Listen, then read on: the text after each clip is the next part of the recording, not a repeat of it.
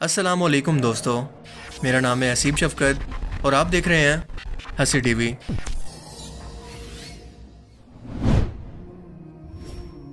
इस्लामी तारीख में मोहम्मद बिन कासिम के एक नौजवान का जिक्र यकीनन हम सब बचपन से सुनकर अब तक जवान हुए कि कैसे एक 17 साल के नौजवान ने अपनी मुसलमान बहन की मदद की पुकार पर आज के मौजूदा पाकिस्तान के सिंध के पूरे इलाका पर, जहां पर इस वक्त राजा दाहिर की हुकूमत थी, इसे फतह करके मुस्लिम सल्तनत के अंदर शामिल किया और इसीलिए इन्हें आज भी एक हीरो के तौर पर पेश किया जाता है।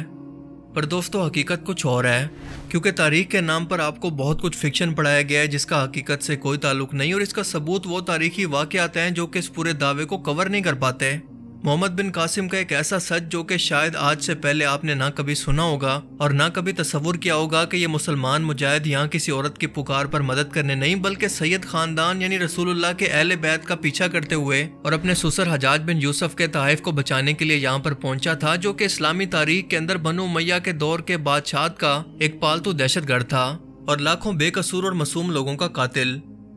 ये पूरा मामला दरअसल था क्या और तारीख के नाम पर आपसे कैसे और क्यों झूठ बोला गया, आज की इस वीडियो में हम इसी बारे में जानने वाले हैं। इससे पहले कि आप जज्बाती होकर इस वीडियो से मुताल्लिक कोई भी राय कायम करें तो मैं आपको बताता चलूं कि मोहम्मद बिन कासिम कोई सहाबी नहीं थे, ना कोई पैगंबर थे और ना ही रसूलुल्लाह के खलीफा जिनके किरदार पर हम तनकीद न कर सकें। तारीख पर कोई भी शख्स किसी भी शख्स पर दलाइल की बुनियाद पर इख्तलाफ कर सकता है और इस मामले का इस्लामी तालीमात से कोई लेना देना नहीं, बल्कि इस्लामी तारीख जो कि हर मौरिख यानी तारीख लिखने वाले ने अपनी मर्जी से और अपनी ईमानदारी पर लिखी है। और हम सभी लोग जानते हैं कि बादशाह के दौर के अंदर चंद इनाम इकराम के लालच के अंदर बादशाहों की अपनी फेवर के अंदर मर्जी की तारीख लिखवाना एक आम सी बात थी। लिहाजा इस वीडियो में हम तमाम जियोग्राफिकल और लॉजिकल दलाइल को सामने रखकर वीडियो के आखिर के अंदर एक रिजल्ट पर पहुंचेंगे, इसीलिए शुरू से आखिर तक इस वीडियो को जरूर देखिएगा। सबसे पहले आप ये सिलसिला नसब देखें और समझें कि मुसलमानों की खिलाफत के बाद बादशाह कैसे बनु उमैया के अंदर चली गई, जिस पर मेरी एक डिटेल वीडियो मौजूद है, लेकिन यहाँ पर सिर्फ आपको रेफरेंस देना मकसद है, इसलिए उस वीडियो का कुछ पार्ट मैं आपको यहाँ पर प्ले करके दिखा देता हूँ ताकि आपको तमाम कहानी सीक्वेंस के साथ समझ आ जाए।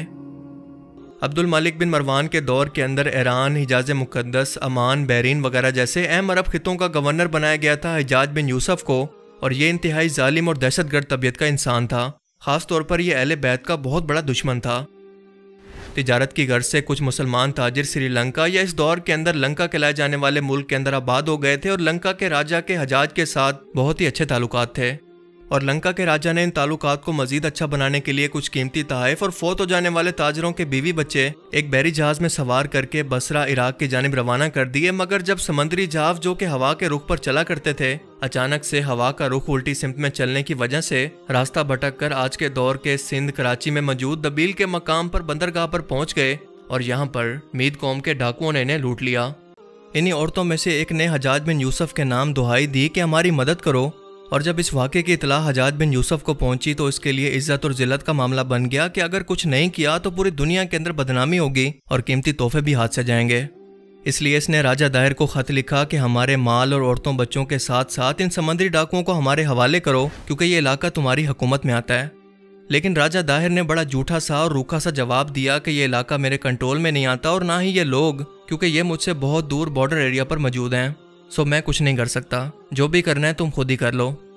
हजाज बिन यूसुफ ये जवाब सुनकर गुस्से से आग बगोला हो गया और इसने अपने 2 सिपा सलारों को भेजा हजारों फौजियों के साथ कि इन लोगों को बाजियाब कराकर इनके तोहफे ताइफ और डाकुओं को भी कैद करके साथ लाएं। ये 711 का टाइम है।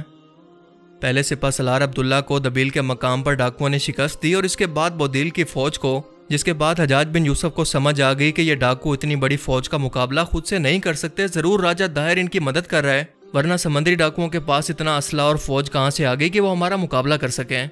और बिल्कुल ऐसा ही था, क्योंकि दरअसल राजा दाहिर का बेटा जय सिंह इन डाकुओं की मदद कर रहा था, जिसके बाद हजाज बिन यूसुफ ने वलीद से इजाजत मांगी कि मुझे एक बड़ी फौज की जरूरत है, सिर्फ सिंध को नहीं बल्कि पूरे हिंदुस्तान को फतह करने के लिए, और ये मुसलमानों की इज्जत का सवाल है। वलीद की इजाजत मिलने के बाद हजाज बिन यूसुफ ने एक बड़ी फौज देकर अपने सिपा सलार मोहम्मद बिन कासिम को सिंध पर हमले के लिए भेजा कि अब ना सिर्फ इन लोगों को छुड़वाए बल्कि पूरे हिंदुस्तान को भी फतह करता चला जाए। मोहम्मद बिन कासिम 17 साल का एक जवान था और हजाज बिन यूसुफ का दामाद और भतीजा भी था। यह भी अहले बैत पर हजाज के हुक्म पर जुल्म करने वाले लोगों में बराबर का हिस्सेदार था। 711 میں محمد بن قاسم یہاں سے روانہ ہو کر 712 میں دبیل کے مقام پر پہنچ گیا اور اسے فتح کر لیا۔ اس کے بعد ایک ایک کر کے اس نے سندھ کے تمام علاقے فتح کر لیے اور ہوتا ہوتا برہمن آباد تک پہنچ گیا، جو کہ راجہ داہر کا مرکز تھا، جہاں پر محمد بن قاسم کے خلاف راجہ داہر اور اس کا بیٹا جے سنگھ ایک بڑی فوج لے کر اس کا انتظار کر رہے تھے، مگر اس جنگ میں راجہ داہر کو بری طرح سے شکست ہو گئی۔ اب محمد بن قاسم بڑھتے بڑھتے آخر کار ملتان تک پہنچ گیا۔ پورا سندھ اور اس کے آس پاس کا علاقہ مکمل طور پر فتح ہو گیا تھا اور 714 کے درمیانی ٹائم کے اندر محمد بن قاسم آگے بڑھنے ہی والا تھا کہ اچانک سے خبر ملی کہ اس کے سسر حجاج بن یوسف کی اچانک سے کینسر سے موت ہو گئی، اور یوں 714 کے اندر محمد بن قاسم واپس ایران آ گیا تاکہ اس کے بعد دوبارہ تیاری کر کے واپس آ کر پورے ہندوستان کو فتح کر سکے، اور تب تک فوج کو بھی ریسٹ مل جائے گا۔ لیکن اسے آئے ہوئے ابھی صرف 6 مہینے گزرے تھے کہ اچانک سے ہارٹ اٹیک کی وجہ سے ولید کا انتقال ہو گیا، جس کے بعد سلیمان بادشاہ بنا۔ سلیمان نے چن چن کر حجاج بن یوسف کے ہر ایک گورنر، سپہ سالار اور ولید کے ہر ایک سپہ سالار کو، جو کہ دنیا کے ہر ایک کونے میں فوج لے کر اسلام کی سرحدوں کو پھیلانے کے لیے مختلف بڑے بڑے براعظموں تک پہنچ گئے تھے، ان سب کو بلا کر قتل کروا دیا۔ مثلاً افریقہ میں گورنر موسیٰ بن نصیر اور ان کے سپہ سالار طارق بن زیاد کو، جو کہ اندلس تک پہنچ گیا تھا، انہیں بلا کر قتل کروا دیا۔ موسیٰ بن نصیر کو مدینہ کے اندر بھیک مانگنے پر مجبور کر دیا۔ حجاج بن یوسف کے سپہ سالار محمد بن قاسم کو قتل کر کے اس کی لاش پر گھوڑے دوڑائے گئے، اور دوسرا لشکر جو کہ سمرقند اور بخارا سے ہوتا ہوا قتیبہ سپہ سالار کی قیادت کے اندر کاشگر یعنی چائنا تک پہنچ گیا تھا، اور قسطنطنیہ میں رومن امپائر سے لڑنے والے سپہ سالار کو بلا کر سلیمان نے قتل کروا دیا۔ اور یوں اسلام کی سرحدیں جو کہ لگاتار سندھ سے پھیل کر پورے ہندوستان تک، دوسری طرف سے چین تک، تیسری طرف سے ترکی اور پھر یورپ، اور چوتھی طرف سے پورے افریقہ سے ہو کر پرتگال اور آج کے فرانس تک پہنچ گئی تھی، اچانک سے بڑھنا رک گئی، سب کچھ ایک دم سے رک گیا۔ تو اس کی وجہ یہ تھی کہ مروان بن حکم کے ایک بیٹے کا نام تھا عبد الملک، اور اس کے 4 بیٹے ولید، سلیمان، یزید اور حشام تھے۔ عبد الملک نے اپنی موت سے پہلے یہ ترتیب بنا کر دی تھی کہ میرے مرنے کے بعد پہلے ولید، پھر سلیمان، پھر یزید اور پھر حشام بادشاہ بنے گا۔ لہٰذا عبد الملک کے بعد ولید بادشاہ بنا اور یہ 10 سال تک بادشاہ رہا۔ لیکن آپ جانتے ہیں کہ ہر بادشاہت کے اندر کچھ چاپلوسی کرنے والے یا الٹے مشورے دینے والے وزیر ضرور ہوتے ہیں۔ انہی لوگوں کے مشورے میں آ کر ولید نے اپنی زندگی کے اندر اپنے بیٹے کو اپنا اگلا ولی عہد یعنی اگلا بادشاہ نامزد کر دیا، حالانکہ یہ پہلے سے طے شدہ ترتیب اور عبد الملک کی وصیت کے خلاف تھا، لیکن پھر بھی اس نے ہر جگہ سے اپنے بیٹے کے لیے بیعت لینا شروع کر دی، اور ہر ایک نے یہ بیعت قبول بھی کر لی، لیکن صرف ایک بندہ اس پر ڈٹ گیا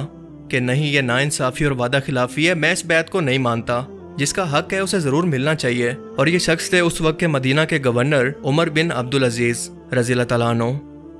یہ رشتے میں ولید کے بہنوئی بھی تھے، کیونکہ ولید کی بہن فاطمہ ان کے نکاح کے اندر تھی، اور فاطمہ تاریخ کی وہ واحد نیک اور طاقتور خاتون گزری ہیں جن کا دادا مروان، باپ عبد الملک اور بھائی سب بادشاہ رہے، اور شوہر عمر بن عبدالعزیز گورنر، جو بعد میں اگلے خلیفہ بنے۔ عمر بن عبدالعزیز مروان کے دوسرے بیٹے عبدالعزیز کے بیٹے تھے، اور آپ جانتے ہیں کہ اس وقت بادشاہ کے سامنے کلمہ حق کہنے کی سزا صرف اور صرف موت تھی، مگر اس گستاخی پر ولید نے عمر بن عبدالعزیز کو جیل کے اندر ڈال دیا۔ انہیں قتل نہیں کیا، صرف اپنا چچیلا بھائی اور بہنوئی ہونے کی وجہ سے ان کی جان بچ گئی۔ اب یہ معاملات چل ہی رہے تھے اور عمر بن عبدالعزیز جیل کے اندر تھے کہ اچانک سے ولید کی ہارٹ اٹیک سے موت ہو گئی۔ لہٰذا سلیمان نے حکومت سنبھالتے ہی سب سے پہلے عمر بن عبدالعزیز کو جیل سے نکال کر اپنا مشیر خاص بنا لیا کہ آپ ہی وہ اکیلے شخص تھے جو کہ میرے لیے ولید کے سامنے ڈٹ گئے تھے۔ حجاج بن یوسف ایک ظالم اور سفاک شخص تھا، اور اسے اتنے بڑے علاقے کی گورنری انعام کے اندر دی گئی تھی کہ وہ عبداللہ بن زبیر کو، جن کی مکہ کے اندر حکومت تھی، انہیں قتل کر کے ان کی لاش کو 3 دن تک درخت پر لٹکا کر ان کی ماں اسما بنت ابی بکر کو یہ پیغام بھیجنے والا تھا کہ دیکھو میں نے تمہارے بیٹے کے ساتھ کیا کیا ہے۔ اس نے فوجیوں کو حکم دیا تھا کہ اس عورت کو اس کے بالوں سے پکڑ کر لاؤ کہ وہ دیکھے کہ ہم نے اس کے بیٹے کے ساتھ کیا سلوک کیا، اور اگلی بار خوف کی وجہ سے یہ دوبارہ ایسا کرنے کی سوچ بھی نہ سکیں۔ اسما بنت ابی بکر نے یہ دیکھ کر کہا تھا کہ حجاج تو نے میرے بیٹے کی دنیا برباد کی اور اس نے تیری آخرت۔ اس ظالم شخص نے صرف ایک دن کے اندر 1,20,000 مسلمانوں کو لٹا کر چاقو سے ذبح کیا تھا، اور جو بھی اس کے خلاف بغاوت کرتا اس کا یہی حال ہوتا، اور اس نے جنگوں میں جتنے لوگوں کو قتل کیا اس کی تعداد بالکل الگ ہے۔ تہذیب التہذیب علامہ حجر عسقلانی کی کتاب کے اندر یہ واقعہ درج ہے کہ عطیہ بن سعد نام کے ایک محدث کے بارے میں حجاج بن یوسف کو پتہ چلا کہ یہ اہل بیت اور خصوصاً مولا علی علیہ السلام پر لعنت نہیں بھیجتا۔ اس نے محمد بن قاسم کو خط لکھا کہ اس شخص کو اپنے سامنے بلا کر مولا علی علیہ السلام پر لعنت کرواؤ، اور اگر وہ اس سے انکار کرے تو اس کو پورے 400 کوڑے لگواؤ اور اس کے داڑھی اور مونچھوں کے بالوں کو مونڈ کر شہر کا چکر لگواؤ۔ عطیہ بن سعد نے کہا کہ میں نے ساری زندگی اہل بیت کا ساتھ دیا، ان سے محبت کی، اب عمر کے آخری حصے کے اندر اپنی آخرت برباد کیوں کروں؟ میں کبھی ان پر لعنت نہیں کروں گا۔ لہٰذا محمد بن قاسم نے اسے 400 کوڑے لگوائے اور ان کی داڑھی اور مونچھوں کو صاف کر کے انہیں شہر کے اندر گھمایا، جس کے بعد یہ خراسان چلے گئے۔ اور اسی لیے سلیمان کو حجاج، اس کے رشتہ دار اور اس کے تمام لگائے ہوئے گورنر، سپہ سالار اور ہر ایک دوسرے سپہ سالار جو کہ اپنی منمانیاں کر رہے تھے، سب سے نفرت تھی، جنہیں بلا کر ایک ایک کو اس نے قتل کروا دیا۔ اور دوسرا، یہ سب ولید کے بیٹے کی بیعت کرنے کو بھی تیار ہو گئے تھے، اور یہی وجہ تھی کہ سلیمان نے بدلے کی آگ کے اندر حد کو تجاوز کر دیا۔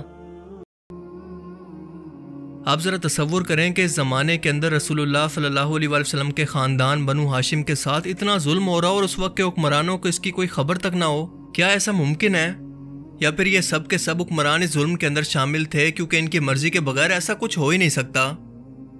حجاج بن یوسف ثقفی کے داماد اور بھانجے کا نام تھا محمد بن قاسم، جو کہ اس کی فوج کے کمانڈر یعنی سپہ سالار بھی تھے۔ اور سب سے پہلی بات آپ یہ کلیئر کر لیں کہ کربلا کے واقعہ کے اندر نہ تو حجاج بن یوسف کا کوئی کردار ہے اور نہ ہی محمد بن قاسم کا، کیونکہ یہ واقعہ کربلا کے تقریباً 20 سال بعد کا ٹائم ہے، کیونکہ سندھ پر محمد بن قاسم نے جب حملہ کیا تھا تو یہ ٹائم تھا 712 عیسوی کا۔ واقعہ کربلا ہوا تھا تقریباً 680 میں۔ اب یہاں پر سوال یہ پیدا ہوتا ہے کہ جو لوگ رسول اللہ صلی اللہ علیہ وسلم کے ہاشمی خاندان پر اپنے دور کے اندر اتنے ظلم و ستم کر رہے ہوں، وہ ایک مسلمان عورت کی پکار پر پوری فوج لے کر حملہ کرنے سندھ پہنچ جائیں۔ دوسرا اہم پوائنٹ کہ یہ حجاج کا سندھ پر تیسرا حملہ تھا اور پہلے کے 2 حملے اس سے پہلے ناکام ہوئے تھے، جن کے اندر محمد بن قاسم نہیں تھا۔ تیسری بار میں اس کو سندھ پر حملہ کرنے کے لیے بھیجا گیا تو سوال پیدا ہوتا ہے کہ اس سے پہلے کس عورت نے اس کو پکار کر سندھ پر حملے کے لیے بلایا تھا؟ یعنی یہ حملہ دنیاوی مقاصد کے لیے تھا، نہ کہ کسی عورت کو بچانے کے لیے۔ اہل سنت اور اہل تشیع کی تاریخ کی مستند کتابوں کو پڑھیں، جن کے اندر ابن عساکر کی تاریخ دمشق، خطیب بغدادی کی تاریخ بغداد اور تاریخ یعقوبی، جسے سنی اور شیعہ دونوں مانتے ہیں، ان کے اندر ذکر ہے کہ رسول اللہ صلی اللہ علیہ وسلم کے زمانے میں ہی ہندوستان کی سرزمین یعنی خراسان سے، خاص طور پر سندھ سے 5 صحابہ نے آ کر آپ کے ہاتھ پر بیعت کی تھی اور اسلام قبول کیا تھا۔ یعنی اس دور کے اندر بھی سندھ کے علاقے کے اندر مسلمان موجود تھے، وہ کوئی عام مسلمان نہیں تھے بلکہ صحابی رسول تھے۔ یہ بات ہضم کرنا انتہائی مشکل ہے کہ جو لوگ اپنی حکومت کے اندر اہل بیت، سادات اور ہاشمیوں کے اتنے کھلے دشمن ہوں، ان کے گھروں پر مسلط حکمران حجاج بن یوسف کا کریکٹر ایسا ہو کہ اسے اپنے ٹائم کا فرعون کہا جائے، وہ صرف ایک مسلمان عورت کی حفاظت کے لیے اپنی فوج کو سندھ پر حملہ کرنے کے لیے بھیجے، یہ چیز کوئی سینس نہیں بناتی۔ لاکھوں بے گناہ لوگوں کے قاتل کے لیے ایک بیوہ کی پکار کی بھلا کیا اہمیت؟ بہرحال اس معاملے کے اندر نہ تو محمد بن قاسم کوئی ہیرو ہے اور نہ ہی راجہ داہر کوئی ہیرو ہے، کیونکہ جس نے نجومیوں کے کہنے پر قسمت کی دیوی سمجھ کر اپنی بہن سے شادی کر رکھی ہو، اس راجہ داہر کا خود کیا کریکٹر ہوگا یہ آپ اچھی طرح سے سمجھ سکتے ہیں۔ یہ دونوں لوگ دنیاوی غرض سے اپنے مفادات کے لیے ایک دوسرے سے لڑ رہے تھے، جو کہ تاریخ کا حصہ ہے، مگر اس تاریخ کے اندر بہت سے مورخین کوئی واضح دلائل نہیں دے پاتے کہ کوئی واضح نتیجہ نکال پائیں۔ اس لیے میری نظر میں اس واقعے پر خاموش رہنا بہتر ہے، کیونکہ یہ ایک وقت تھا جو کہ گزر گیا، آج کی اسلامی تاریخ پر اس کا کوئی اثر نہیں۔ اس لیے بلا وجہ نہ کسی کو ہیرو بنائیں اور نہ ہی کسی پر لعنت کریں۔ باقی آپ اس بارے میں کیا سوچتے ہیں؟ اپنی قیمتی رائے کا اظہار کمنٹ سیکشن میں ضرور کریں۔ اب میں ملوں گا آپ سے ایک ایسی نئی انٹرسٹنگ ویڈیو میں، تب تک کے لیے اپنا بہت سا خیال رکھیے گا۔ Thanks for watching this video. اللہ حافظ۔